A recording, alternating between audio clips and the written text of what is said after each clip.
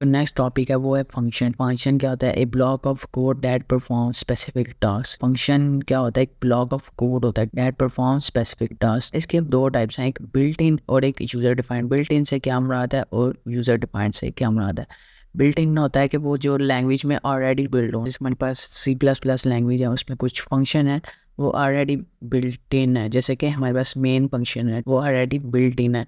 User define क्या होता है कि जिसको हम डिफाइन करते हैं, जैसे कोई हम एडिशन का फंक्शन बना लें, सब्ट्रैक्शन का फंक्शन बना लें या कुछ और। आगे हम पढ़ते हैं बिल्ट इन फंक्शन के बारे में। Built in function a type of function that is available as a part of language. तीन चीज मतलब लिखा हुआ है कि एक वही, जैसे मैंने बताया कि क्या है, ए टाइप ऑफ फंक्शन है इस जो ऑलरेडी लैंग्वेज का पार्ट हो, यानी हिस्सा हो, बिल्ट इन फंक्शन कहलाता है। These function are predefined, पहले से डिफाइन होते हैं in C++ and are stored in different header files. अभी तो हम C++ लैंग्वेज की बात कर रहे हैं ना, इसलिए मैंने इधर C++ लिखा हुआ है। तो ये क्या होते हैं कि प्री डिफाइन होते हैं पहले से लैंग्वेज में और स्टोर किए होते हैं मुख्तलिफ हेडर फाइल्स में। जैसे हेडर फाइल से मुराद ले लो स्ट्रीम होती है, मैथ की लाइब्रेरी होती है। हम लाइब्रेरी फंक्शंस आर, जैसे हमारे पास कुछ लाइब्रेरी फंक्शंस हैं, जैसे अब्स्ट्रैक्शन का फंक्शन हो गया, स्क्वायर रूट का हो गया, पावर रूट का। ये क्या है? पहले से डिफाइन फंक्शन है। अब इनको यूज़ करने के लिए हम ना कोई लाइब्रेरी या हेडर फाइल इंक्लूड करते हैं अपने कोड में, तो उनको बाद में बात करते हैं। अभी हमारे पास आ जाता है next user defined function. User defined function में हमारे पास कुछ चीज़ें आती हैं, जैसे कि सबसे पहले वो हम खुद बनाते हैं ना, तो इसमें सबसे पहले आती है फंक्शन डेक्लेरेशन, कि फंक्शन को डिक्लेयर कैसे करना है, या कह लो इंट्रोडक्शन ऑफ फंक्शन, अपने कोड में फंक्शन को इंट्रोड्यूस करना। अच्छा, function declaration consist of 3 parts. जो फंक्शन डेक्लेरेशन होती है ना, वो 3 पार्ट्स पर मुश्तमिल होती है। सबसे पहले फंक्शन नेम, फिर function return type, function numbers and types of parameter. Function का नाम, फंक्शन की रिटर्न टाइप और फंक्शन का कह लो नंबर ऑफ पैरामीटर्स या वैल्यूज़ जो हम पास करते हैं। फंक्शन नेम से क्या मुराद है? जैसे ऐड का फंक्शन हो गया। रिटर्न टाइप से क्या मुराद है कि हम दो वैल्यूज़ को ऐड कर रहे हैं। फर्ज कर लो हम दो इंटीजर वैल्यूज़ को ऐड कर रहे हैं, तो कौन सी वैल्यू रिटर्न होगी? जब हम दो इंटीजर वैल्यूज़ को ऐड कर रहे हो तो इंटीजर वैल्यू रिटर्न होती है ना, तो इसलिए फंक्शन की रिटर्न की टाइप क्या होगी? इंटीजर। ये चीज़ें हम बाद में देखते हैं। अच्छा, अभी इसका सिंटैक्स आ गया। सबसे पहले क्या आएगा? रिटर्न टाइप आएगी, उसके बाद उसका नेम आएगा, ब्रैकेट्स आएंगे जिसको हम पैरेंथेसिस कहते हैं। ये चीज़ जो स्मॉल ब्रैकेट होती हैं वो पैरेंथेसिस कहते हैं। उसके बाद ये दरमियान में पैरामीटर्स की वैल्यूज अगर कोई पास किया हो, और एंड पे सेमी कॉलन हमने लिखा हुआ है फंक्शन है। अच्छा, ये यार ये सारा सिंटैक्स है ना, मतलब ये सेमी कॉलन से पहले पहले ये जो सारा सिंटैक्स है इसको क्या कहते हैं? फंक्शन हेडर कहते हैं जी। ये जो हमारा सिंटैक्स है सेमी कॉलन से पहले पहले, इसको क्या कहते हैं? ये कह लो ये स्मॉल ब्रैकेट के एंड तक, तो इसको क्या कहते हैं? Function header. ये पूरा सिंटैक्स जब यानी कह लो फंक्शन हेडर को हम ऐड कर देते हैं, उसमें एक चीज़ ऐड कर देते हैं सेमी कॉलन, तो उस चीज़ को क्या कहते हैं? Function declaration step.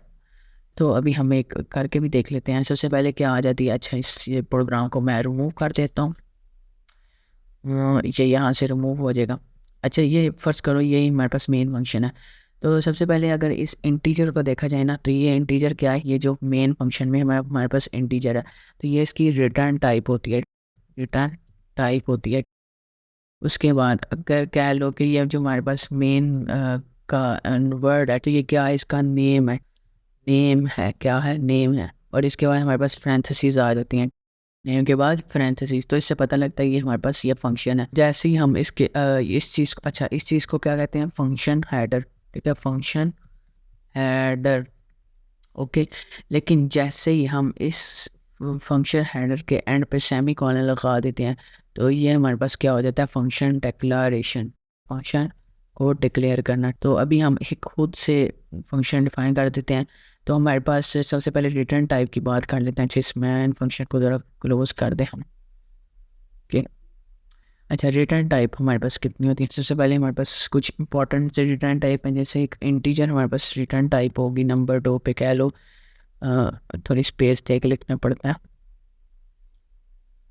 है। एक कह लो इंटीजर होगी, फ्लोट होगी, नंबर 3 पे कह लो स्ट्रिंग होगी। तो जिस जिस टाइप का डाटा हमने रिटर्न करवाना हो, तो हमारे पास ये 3 4 होगी। और उसके बाद अगर हम फोर पे लिखते हैं वाइड, ठीक है, वाइड कोई रिटर्न टाइप नहीं है, कुछ भी रिटर्न नहीं करता, वाइड मीन नथिंग। तो अगर किसी जगह वाइड लिखा हो तो इसका मतलब उसकी रिटर्न टाइप नहीं है, वो एम्प्टी है, कुछ भी रिटर्न नहीं करेगा। तो हम अब सबसे पहले ना एक कह लो कि फंक्शन डिक्लेयर करते हैं, उससे यूज़र डिफाइन हम बना रहे हैं ना। ये तो आया था कि पहले से बिल्ट इन था, बस मैंने बता दिया कि फंक्शन बनता कैसे। तो अभी हम बना के देखते हैं। सबसे पहले कह लो कि मैं वाइड टाइप रखते हैं। वाइड मैंने इसलिए रखी कि अभी तो हमें पता नहीं ना आप क्या कर रहे हैं, तो इसलिए वाइड मीन नथिंग, कुछ भी रिटर्न नहीं करवाना। तो ये मैंने रिटर्न टाइप उसकी रख ली। उसके बाद उसका मैं नाम रख लेता हूँ। फर्स्ट करो कि मैं एक ऐड फंक्शन के लिए बना रहा हूँ, तो उसका मैं नाम रख लेता हूँ ऐड। नाम हम कुछ भी रख सकते हैं। और उसके बाद क्या आ जाती है, ब्रैकेट आ जाती है, यानी कह लो पैरेंथेसिस। उसके बाद क्या आ जाता है, ये हमारे पास क्या हो गया, ये फंक्शन हेडर हमारे पास बन गया है। और ऐड पर यूँ ही हम सेमीकोलन लगा देंगे तो ये हमारे पास क्या हो जाएगी, फंक्शन डेक्लेरेशन। हमारे पास रिटर्न टाइप हो सकता है कि हम किसी स्ट्रक्चर का भी यूज़ करें, फर्दर हम देखेंगे। अभी के लिए सिंपल मैंने बताया, कह लो कि ये जैसे हमारे पास बहुत मशहूर टाइप्स होती हैं, जैसे इंटीजर होगी, डॉट होगी, स्ट्रिंग होगी, वाइड होगी। तो ये हमने एक फंक्शन को डिक्लेयर कर लिया। आगे हम पढ़ते हैं। आगे हमारे पास आ जाता है जी फंक्शन डेक्लेरेशन, सेकंड स्टेप, जो user defined function method. Function declaration tells what your function will do, हमें बताता है कि हमारा फंक्शन क्या करेगा। अब जैसे ऐड का हमने फंक्शन बनाया है तो लॉजिक भी तो लगाना पड़ेगा ना कि वो ऐड करे। अच्छा, तो अभी हम पढ़ लेते हैं। Function definition can be written at the following places. अच्छा, जो फंक्शन डेफिनेशन है ना, वो हम मुख्तलिफ जगहों पर लिख सकते हैं। पहले में इसने बताया हुआ before main function, main function से पहले, आफ्टर मेन फंक्शन के बाद, इन अ सेपरेट फाइल। ये 3 स्टेप्स हैं।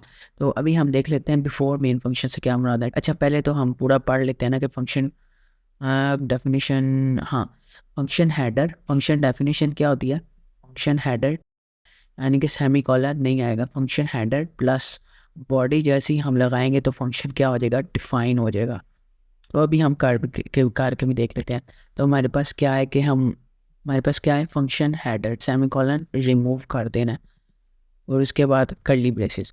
अब हमें बताया गया कि हम जो है फंक्शन को कितनी जगह डिफाइन कर सकते हैं, 3 जगह। मेन फंक्शन से पहले यानी मेन फंक्शन के ऊपर, ये एक तरीका हो गया। एक है कि इसी फंक्शन को मैं मेन फंक्शन के नीचे भी डिफाइन कर सकता हूँ। लेकिन अब इसमें प्रॉब्लम क्या आएगी, जब हम मेन फंक्शन के नीचे डिफाइन करेंगे तो हमें सबसे पहले बताना पड़ेगा कि ये हमारा फंक्शन डिक्लेयर है। डेक्लेरेशन हमें पहले करनी पड़ेगी। समझ आई? नहीं आई? जो हमारे पास फंक्शन डेफिनेशन है ना, हम उसको 3 जगह कर सकते हैं। मेन फंक्शन के नीचे, अगर नीचे करेंगे तो डेक्लेरेशन ऊपर करनी पड़ेगी। अगर मेन फंक्शन से ऊपर डिफाइन करेंगे, डेक्लेरेशन करने की ज़रूरत नहीं है। यानी कह लो कि ये सेमीकोलन में हटा दे तो फंक्शन हेडर प्लस बॉडी मैंने लगा दी, तो ये हमारे पास फंक्शन डिफाइन हो गया मेन फंक्शन से ऊपर। तो इसको भी अभी मैं वो कर देता हूँ। तो ये हमारे पास एक तरीका हो गया। मतलब ये जो हमारे पास पहला था कॉन्सेप्ट, क्या था, बिफोर मेन फंक्शन, ठीक है, मेन फंक्शन से पहले जो हमने डिफाइन कर दिया। उसके बाद हमारे पास दूसरे नंबर पर लिखा हुआ था आफ्टर मेन फंक्शन, यानी मेन फंक्शन के बाद। अब जब हम मेन फंक्शन के बाद करते हैं, यानी मेन फंक्शन के बाद जाके मैं ये फंक्शन हमारा डिफाइन करूँ, तो हमें फंक्शन डेक्लेरेशन होना ज़रूरी है। फंक्शन डेक्लेरेशन क्या होती है कि फंक्शन हेडर, ठीक है, और सेमी कॉलन लगा देते हैं। देखो ये सब सेम मैच हो रहा है, बस नीचे क्या है कि मेन फंक्शन के बाद हमने इसको डिफाइन किया और मेन फंक्शन से पहले हमने इसको डिक्लेयर किया। ये अगर हटा दो मैं, तो ये क्या है, फंक्शन डेक्लेरेशन हो रही है मेन फंक्शन से पहले। और मेन फंक्शन के हम बाद क्या कर रहे हैं, फंक्शन डिफाइन कर रहे हैं, फंक्शन डेफिनेशन। तो ये हमारे पास 2 तरीके हैं। तो फंक्शन डेक्लेरेशन क्या था कि फंक्शन हेडर प्लस सेमीकोलन जैसे ही हम लगाते हैं, फंक्शन हेडर प्लस सेमीकोलन जैसे ही हम लगाते हैं तो फंक्शन डिक्लेयर हो जाता है। फंक्शन डेफिनेशन क्या थी, फंक्शन हेडर प्लस बॉडी, जो ही हम लगाएंगे तो फंक्शन क्या हो जाएगा, डिफाइन हो जाएगा। और डिफाइन करने के कितने तरीके हैं, 3 तरीके हैं, 2 हमने देख लिए। और इसमें एक चीज़ याद रखनी है, देखो सेम टू सेम एग्जैक्ट वही होना चाहिए। जैसे रिटर्न टाइप वाइड थी, वाइड आया, फंक्शन का नाम क्या था, ऐड था, फंक्शन का नाम क्या आया, ऐड आया। उसके बाद ब्रैकेट थी, ब्रैकेट आई। और सेमी कॉलन लगाने से हमें पता लग रहा है कि फंक्शन डिक्लेयर हो रहा है, और ब्रैकेट लगाने से फंक्शन डिफाइन हो रहा है। ये चीज़ होगी। और तीसरे नंबर पर यूज़र डिफाइन में आ जाता है क्या, फंक्शन कॉल। फंक्शन कॉल क्या होता है, that activates a function. Function call करने से क्या होता है कि एक जो हमारा फंक्शन है वो एक्टिवेट हो जाता है। जैसे मैंने इधर लिखा हुआ है कि हमारे पास एक मिनट, ये हमारा मेन फंक्शन है, ये हमने एक फंक्शन बनाया वाइड प्ले के नाम से, ब्रैकेट, और ये हमने फंक्शन क्या किया हुआ है, फंक्शन डिफाइन किया हुआ है। अब इस जो हमने फंक्शन डिफाइन कर दिया है, ये जो हमारा फंक्शन डिफाइन हो गया, इसको जब हम कॉल कर रहे हैं, अब हम कॉल कर रहे हैं किसमें, मेन फंक्शन में। तो फंक्शन कॉल के स्टेप्स हम पहले देख लेते हैं। फंक्शन कॉल में क्या आ जाता है, फंक्शन नेम, उसके बाद प्लस पैरामीटर्स, पैरामीटर्स आ जाते हैं अगर कोई पैरामीटर हो, उसके बाद सेमी कॉलन आ जाता है, तो हम फंक्शन कॉल कर देते हैं। तो अभी ये जो हमने एग्जांपल लिखी है, तो इसमें देखते हैं सबसे पहले फंक्शन का नाम आ जाएगा। फंक्शन का नाम ये है कि ये, और ये फंक्शन का नाम है ऐड वाला, तो इसी को मैं लिख लेता हूँ, ऐड का नाम आ जाएगा ऐड। उसके बाद क्या आ जाएगा, कर्ली ब्रेसेस। कर्ली ब्रेसेस मतलब अगर पैरामीटर इसके दरमियान होंगे तो पैरामीटर्स भी ज़रूर आएंगे, या पैरामीटर हम पास कर रहे हो, अभी तो कुछ ऐसा कर नहीं रहे। और एंड पे क्या आ जाएगा, सेमी कॉलन। तो ये हम क्या कर रहे हैं, फंक्शन कॉल। अच्छा, फंक्शन कॉल को हम बाद में देखते हैं कि 3 तरीक़ों से हम फंक्शन कॉल कर सकते हैं, उसको हम बाद में देखेंगे। लेकिन अभी के लिए फंक्शन कॉल का तरीका क्या है, यही कि फंक्शन का नाम, कर्ली ब्रेसेस या कह लो पैरामीटर अगर कोई पास करने हैं वो, और सेमी कॉलन। अगर मैं इन सारा गंद बंद हटा दूँ, तो अगर देखा जाए तो मैंने क्या किया हुआ है, ये हमारे पास फंक्शन डिक्लेरेशन हो, ये हमारे पास मेन फंक्शन में फंक्शन कॉल हुआ है, और हमें क्या किया हुआ है, फंक्शन को मेन फंक्शन के पार्ट डिफाइन किया हुआ है। तो अभी हम एग्जांपल देख लेते हैं। जैसे मैंने इधर वाइड टेस्ट नाम का एक फंक्शन बनाया है, मतलब डिक्लेयर किया, फंक्शन को क्या किया, डिक्लेयर किया। डिक्लेयर करने के बाद नीचे जाके पहले मैंने इसको डिफ़ाइन किया। डिफ़ाइन में मैंने लिखा हुआ है C out hello my name Haider. अब इसमें एक चीज़ याद रखनी है कि हम कुछ भी रिटर्न नहीं करवा रहे, वाइड है, एम्प्टी है, नथिंग है। तो इधर मैं एक चीज़ करता हूँ कि मैं भी इधर लिखता हूँ सी आउट हेलो, ठीक है, हेलो मैंने लिख दिया, और इसके बाद एंड पे सेमीकोलन, सिंपल। तो अब क्या होगा, देखो ये वर्क कैसे कर रहा है। सबसे पहले तो ये मेन फंक्शन हमारा स्टार्ट होगा, हमारा जो कोड होता है ना वो मेन फंक्शन स्टार्ट होता है, मेन फंक्शन को रीड करेगा। सबसे पहले वो आएगा ऐड फंक्शन, इसने लिखा हुआ है, ये हम फंक्शन कॉल कर रहे हैं। जब ये फंक्शन कॉल होगा तो सबसे पहले वो ऊपर जाके देखेगा ये फंक्शन डिक्लेयर भी हुआ है कि नहीं। जैसे इसको पता लगेगा कि ये फंक्शन डिक्लेयर है कि ये नाम ऐड है, ठीक है, वो जाके ढूंढेगा कि ये ऐड फंक्शन किधर है। जब उसको मिल जाएगा उसमें जो चीज़ें होंगी वो आउटपुट में काट देगा। जैसे इसमें सी आउट में है हेलो, तो हेलो आ जाएगा। तो अभी हम इसको रन करके देख लेते हैं, तो ये हमारे पास हेलो आ गया। अगर फर्स्ट करो हमने फंक्शन मेन फंक्शन के बाद डिफाइन किया और डिक्लेयर नहीं किया, अगर मैं डिक्लेरेशन स्टेप हटा देते हैं, मैंने इसको डिक्लेयर नहीं किया और मैं रन करूँगा ना, तो इसको पता ही नहीं कि मैंने डिक्लेयर किया ही नहीं हुआ।